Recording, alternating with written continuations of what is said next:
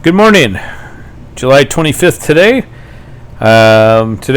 This morning we read Psalms 37 through 39 and Acts 26.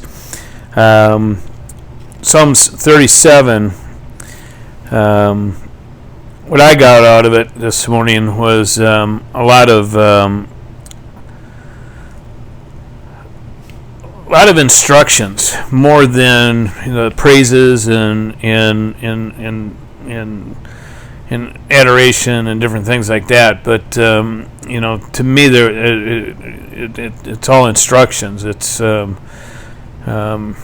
it's the teachings of David, kind of an exposition of some of the hardest, really, chapters of the book of Psalms, and the advancement of wickedness versus righteousness. Just a lot of instructions with that. As we read Psalms, a lot of these things. Again, it's really looking at the prosperity. Not getting fooled by thinking that it's good to be wicked because people are prosperous about being wicked. But the instructions here given are very plain. Much need we need not to be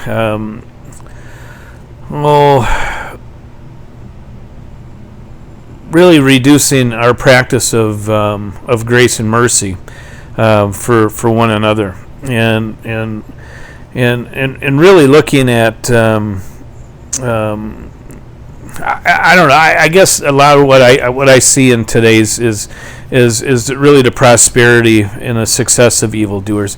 And this is just instructions on how we need to live and how we need to be, and not get wrapped up in all that kind of materialistic thing and the stuff that's going on.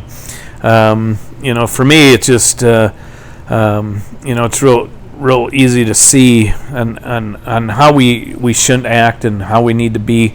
But again, David, he's writing songs here about instructions and how we need to be. I see my grandkids. Blue's Clues was one. Mr. Rogers years ago. They used to have songs that they would write to give instructions to the kids, and they would remember that just over and over and over again. And I think as we read Psalms, as we really digest the writings of David, and as he's in distress in his life, and just lamenting over this. I said it right today, lamenting. I always want to say laminating. I was talking to Jake the other day, and I said, David did a lot of laminating, and Jake laughed at me, and I couldn't understand why he was laughing at me. But anyways, I'm not the sharpest tool in the box sometimes. But lamenting, they were lamenting. I mean, a lot of what was going on here was David lamenting over what was being done, towards him and to him and about him, and to me it was just it's good to read David's his feelings and how things are going on, and for me, Paul's kind of going through the same thing as David did. He's in jail. He's being brought up by his accusers. And there too, I mean, he gets an opportunity to actually go before the courts and everything to plead his case, and tell him that he's really not doing anything, and he wasn't doing anything wrong, but the Jews were just totally against Paul and what was going on. And in verse 24 it says, at this point Festus interrupted Paul's defense. "You are out of your mind, Paul," he shouted. "Your great learning is driving you insane." "I am not insane, most excellent Festus," Paul replied. "What I am saying is true and reasonable. The king is familiar with these things. Excuse me, and I can speak freely to him. I am convinced that none of this has escaped his notice, because it was not done in a corner. I mean, and what he's talking about is Paul, witnessing Christ, sharing the gospel, sharing the resurrection, sharing salvation with these people, and they're telling Paul that he's all out of his mind. Verse 29 says, Paul replied, "Short time or long, I pray to God that not only you, but all who are listening to me today may become what I am, except for these chains." In other words, he wants everyone to be that passionate about their faith in God, their relationship with Jesus, short of having to be chained up. And that's Paul's wish for us here. And going on with verse 30, the king rose, and with him the governor and Bernice, and those sitting with them. After they had left the room, they began saying to one another, "This man is not doing anything that deserves death or imprisonment." Agrippa said to Festus, "This man could have been set free if he had not appealed to Caesar."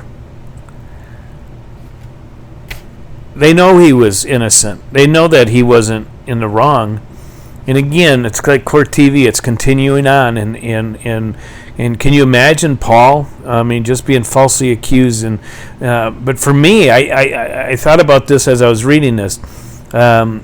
This was a great opportunity for Paul to witness and to give testimony, because people are watching him. I mean, they knew Paul before he became a Christian, a Christ follower.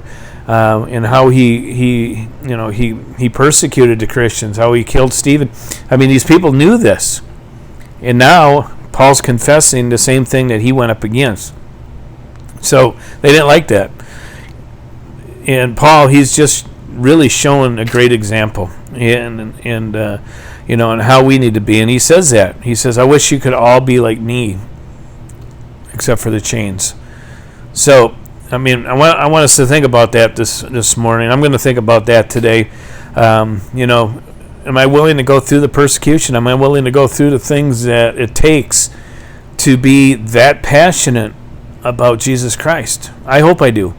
I hope I never have to go through that major of a thing. But if I do, I pray that I have enough courage and enough gumption to be that solid, particularly for all those kind of years. So, have a great day today. Have a great weekend. Tomorrow we're having service. We're going to be joining Plainfield, but we are going to do live Facebook. I figured out how to do it. So we're going to be watching it actually live on YouTube, but I'm going to put it out on our Facebook live. So join us on Sunday. Yearly meeting hasn't been too bad so far. We're hearing a lot of good things. We're looking at things in the future, not necessarily looking at the past, but, getting ready for the future and what God has for it. So be praying for our yearly meeting. Be praying for service on Sunday. Be praying for, just our community and the people in our lives and the people that we want to reach for the kingdom. So, again, have a great Saturday. And just have a great day. God bless you all. See you in the morning.